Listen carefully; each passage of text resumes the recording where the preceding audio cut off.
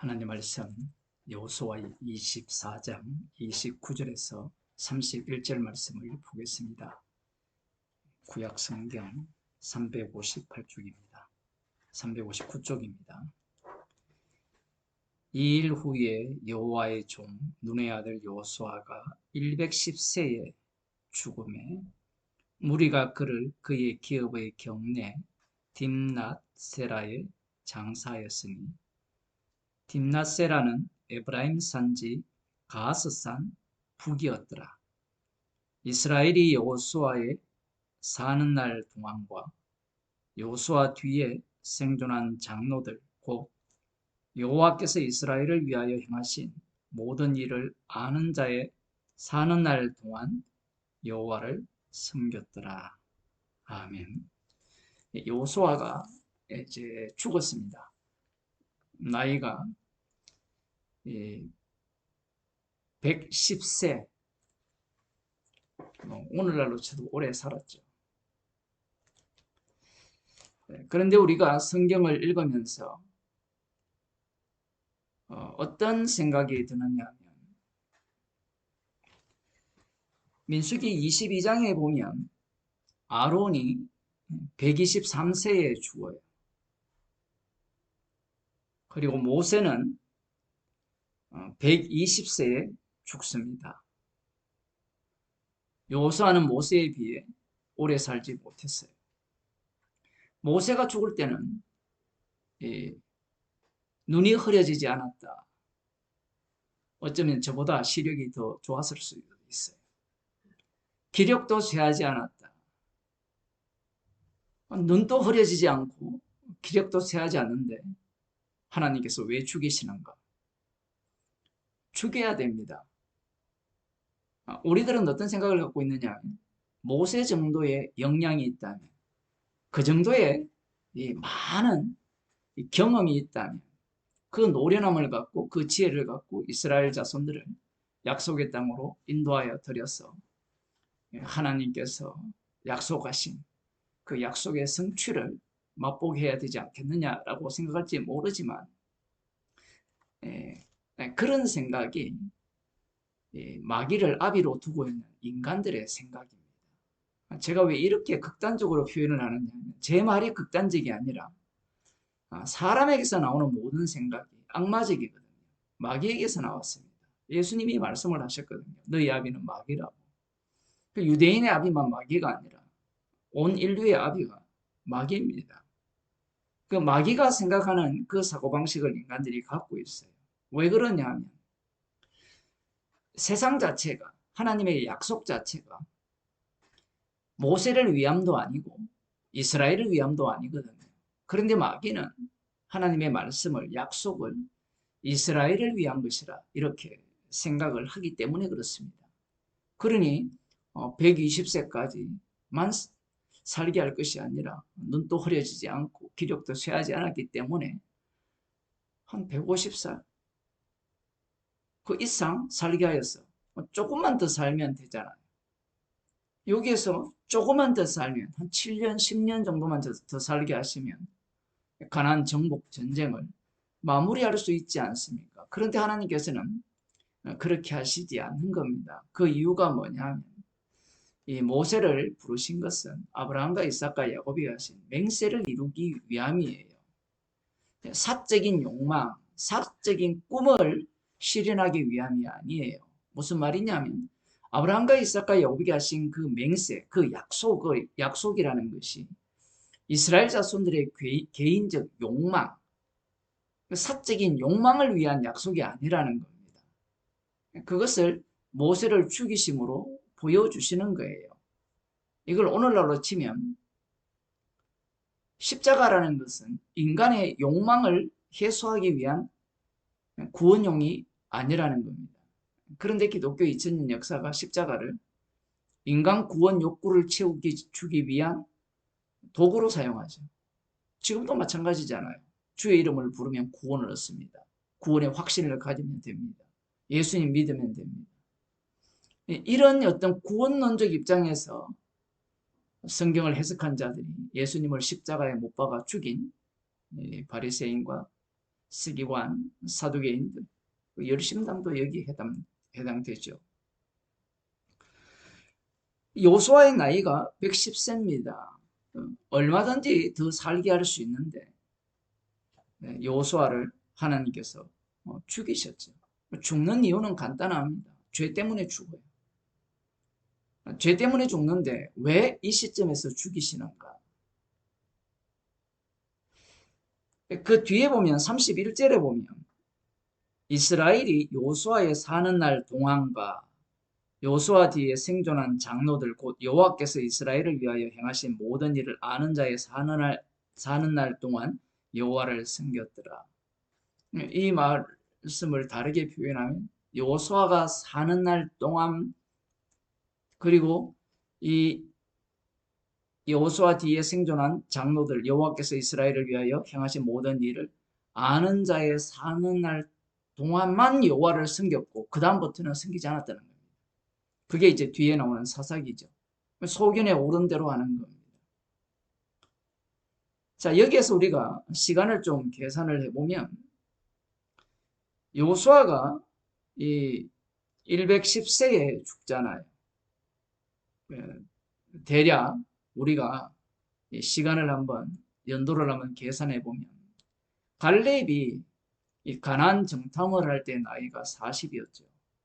그리고 약속의 땅에 들어와서 전쟁을 몇 년 치룬 이후에 85세가 되었다라고 했잖아요. 이 요수아의 나이가 이 가나안 땅을 정탐할 때 얼마였는지는 성경에 정확하게 나오지는 않습니다. 대략 갈렙과 비슷하지 않았는가? 갈렙보다 뭐 많았다고도 볼 수 있고 약간 적었다고도 볼 수 있어요. 그러면 지금 이 여호와께서 이스라엘을 위하여 행하신 모든 일을 본 장로들의 나이가 어느 정도 되는가 우리가 추론해 볼 수 있죠. 이 출애굽 세대들을 하나님께서 광야에서 다 진멸했습니다. 여호수아와 갈렙 외에는. 이 갈렙이 40세잖아요. 그러면 이 출애굽 세대를 생각을 해보면 20세 이하를 하나님께서 약속의 땅으로 인도하셨거든요. 민수기에 보면 20세 이상을 세는 내용이 나오고 그 20세 이상 되는 자들을 여호와 하나님께서 광야에서 다 진멸하셨습니다. 그렇게 되면 이 출애굽 세대들은 20살 때 약속의 땅에 들어온 세대들이죠. 20살 때 나이 제일 많은 그 나이가 20살인데 그때 애굽에서 나온 겁니다. 그러니 그들은 애굽에 내려지는 10가지 재앙을 모두 다 목격을 한 자들입니다. 그들이 광야를 지나왔죠.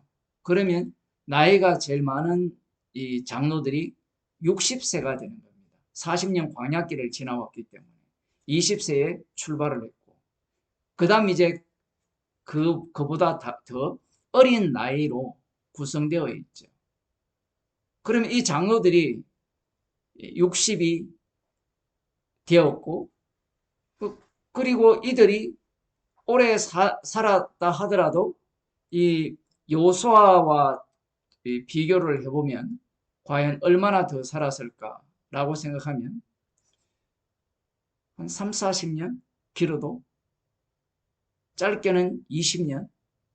그 정도밖에 안 됩니다. 기업을 받고 땅의 안식을 얻은 이후에 여호수아가 죽은 이후 20년, 30년이 지나지 않아서 이스라엘 자손들은 여호와 경외하기를 멈춥니다. 왜 멈추겠어요? 이렇게 멈출 것 같으면 우리는 이런 생각을 하죠. 율법에서 분명히 모세도 그렇게 이야기를 했고 부지런히 자녀들에게 말씀을 가르치라 했잖아요. 그러면 이 장로들이 여호수아가 자녀들에게 말씀을 부지런히 안 가르쳤을까요? 가르쳐요. 우리 자녀들도 그렇지 않습니까? 성경을 가르쳐도 그거 들을 때뿐이죠. 문제는 이 세상 속으로 들어가게 되면 성경의 가르침 자체가 별 의미가 없어지는 겁니다. 우리 자녀들이 어릴 때부터 신앙생활을 한다고 칩시다. 뭐 요즘은 부모들이 초등학교까지 그런지 모르겠지만 유치원도 의사가 오시가 있으니까 주일날 교회를 보내는지 모르겠어요.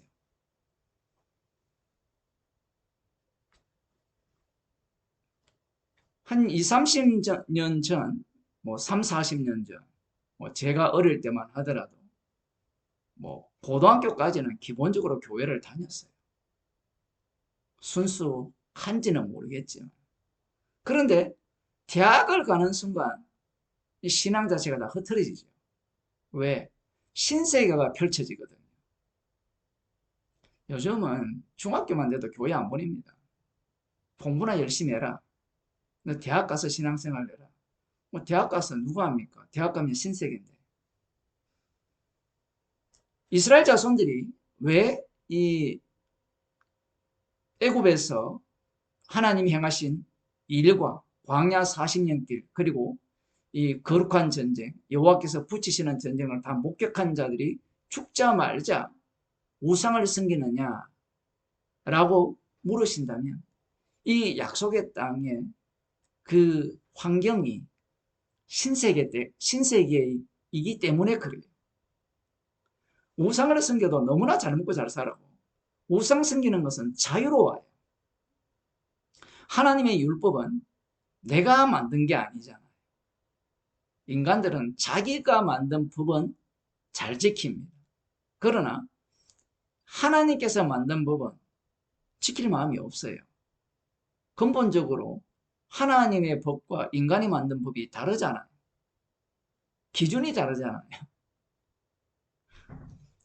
이 신세계에 들어가 보니까, 약속의 땅에 들어가 보니까, 그곳에 살고 있는 원주민들도 진멸해야 될 대상도 다 죽이지도 않고, 다 쓸모가 있잖아요. 처음에는 힘이 없어서 진멸하지 않았지만, 나중에는 이용 가치가 높기 때문에, 이후에는 그들과 뭐 결혼도 하고, 그들이 섬기는 우상을 섬기게 되는 그 상황 속으로 몰려갑니다. 환경이 그래요. 우리는 이런 본문을 보면서 교훈을 받으려고 하잖아요. 야, 이런 환경 속에서도 신앙을 지켜야지.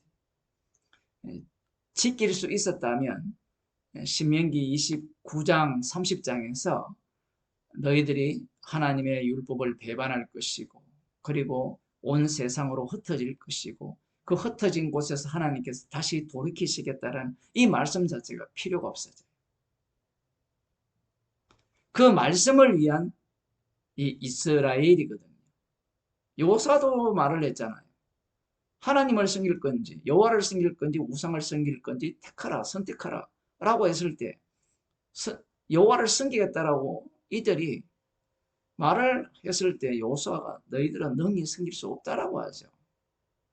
물론 그 이후에는 섬겨라 이렇게 말을 하지만 그 말 속에는 하나님께서 말씀하신 그 말씀대로 이루어질 것이라는 것을 내포한 섬기라는 명령이에요.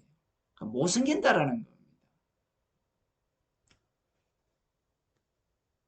그러면 못 섬길 것 같으면 왜 이러한 말씀을 주시느냐라는 거예요. 그것은 이스라엘을 위함이 아니기 때문에 그래요. 우리는 질문을 할 때 왜 그렇게 하십니까? 왜 여호수아를 이렇게 일찍 죽이십니까? 왜 이스라엘 자손들이 이렇게 우상 숭배를 하도록 좀 더 하나님께서 더 보호하시고 지켜주지 않으십니까? 라고 질문을 할 때 질문하는 자가 갖고 있는 의도가 따로 있잖아요. 나는 살아야 돼. 나는 구원받아야 돼. 그러니 성경을 볼 때마다 모두가 다 교훈으로 보는 거예요. 나를 위해서 성경을 해석하고 적용하고 날마다 묵상을 하는 겁니다. 그 인간을 빼버리면 나를 빼버리면 성경 볼 가치가 없어지는 거예요. 그런데 하나님께서는 가차 없이 요소를 죽여버립니다. 그리고 그 귀한 사람들이 있죠. 얼마나 귀합니까? 애굽에서부터 광야 생활까지 40년 광야 생활 그리고 이 하나님의 거룩한 전쟁, 이 모든 것들을 목격한 자들도 하나님이 다 죽여버립니다. 죽이시는 이유는 말씀대로 하시기 위함이에요. 말씀만 남아야 돼요.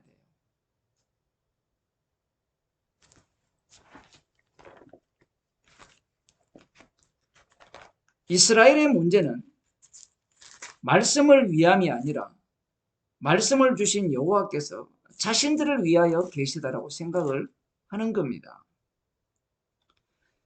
이사야 40장을 보면 하나님께서 이스라엘을 향해서 이렇게 말씀하시죠. 모든 육체는 풀이요 그 모든 아름다움은 들의 꽃 같으니 푸른 마르고 꽃은 시들면 여호와의 기운이 그 위에 불미라. 이 백성은 실로 풀이로다. 푸른 마르고 꽃은 시드나 우리 하나님의 말씀은 영영이 있으리라. 이 말씀을 위하여서 푸른 마르고 꽃은 시들어야 되는 겁니다. 이 말씀이 있음에도 불구하고 예수님을 살해한 자들은 풀은 마르면 안 되고 꽃은 시들면 안 된다라는 거예요. 지금도 그런 짓을 하고 있잖아요. 우리는 시들면 안 된다. 그런데 예수님께서 먼저 시들어 버리죠. 말씀을 위하여서.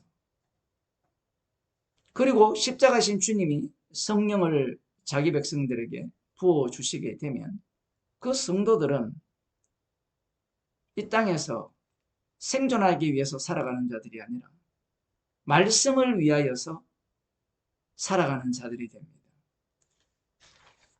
그게 사도행전에 나오는데 사도행전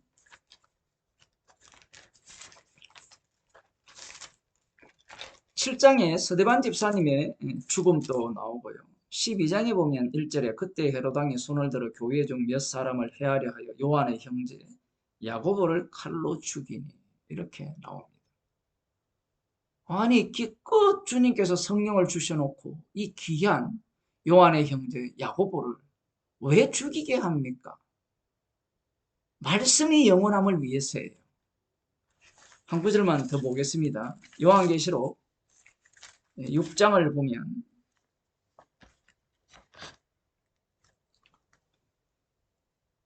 9절입니다. 다섯째 인을 떼실 때에 내가 보니 하나님의 말씀과 저희의 가진 증거를 인하여 죽임을 당한 영혼들이 제단 아래에 있어 큰 소리로 불러 가로되 거룩하고 참되신 대주제여 땅에 거하는 자들을 심판하여 우리 피를 신원하여 주지 아니하시기를 어느 때까지 하시려나이까 하니 각각 저희에게 흰 두루마기를 주시며 가라사대 아직 잠시 동안 쉬되 저희 동무 종들과 형제들도 자기처럼 죽임을 받아 그 수가 차기까지 하라 하시더라. 십자가 코스를 고스란히 걷게 하는 겁니다.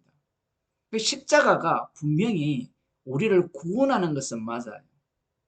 그런데 그 구원은 십자가로 구원하신 주님을 증거하기 위한 구원이기 때문에 십자가의 피로 구원받은 자들은 다 십자가의 길을 걷게 되어 있다는 거예요. 다 죽어야 돼요.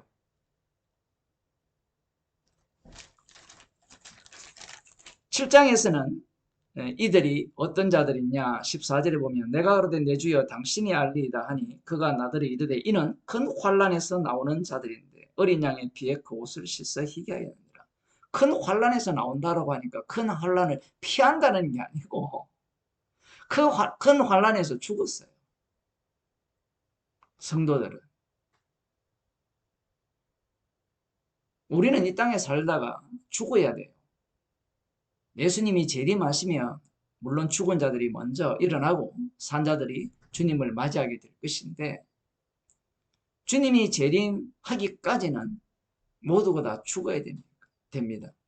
산 자들도 날마다 죽는 자리로 나아가고 복음 때문에 핍박받고 미움받는 삶을 살게 되어 있어요.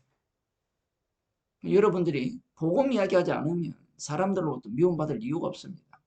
그들이 말하는 그 내용대로 그들의 어떤 언어 습관에 따라서 대화를 나눈다면 별 문제가 없죠. 그들의 이야기에 공감을 하고. 그런데 그들 앞에 십자가 피를 이야기해 보세요. 다시는 만나지 않으려고 할 가능성이 아주 높습니다. 뭐 아무 이유 없이 미워하는 거예요. 그러한 이 세상으로부터 주님의 택하심을 받은 삶을 살게 되는 거예요. 그러니 우리의 인생은 잠깐 있다가 없어지는 안개처럼 살아야 돼요. 주님이 그렇게 살게 하십니다. 왜 그러냐면 십자가가 영원하기 때문에 그렇습니다. 기도하겠습니다. 하나님 아버지, 십자가 지신 주님이 영원하심을 위하여서 우리를 부르시고 주님이 때를 따라 주님이 사용하시는 바에 따라서 어떤 사람은 일찍 죽고 어떤 사람은 오래 살다가 죽는 그러한 형편 속에 놓아두셨습니다. 말씀이 영원함을 위하여 저희들이 이 땅을 살아감을 늘 기억하게 하시고 그렇게 살아가는 것이 주님의 참된 은혜임을 날마다 알아가는 주의 백성이 되게 하옵소서. 예수님 이름으로 기도드리옵나이다.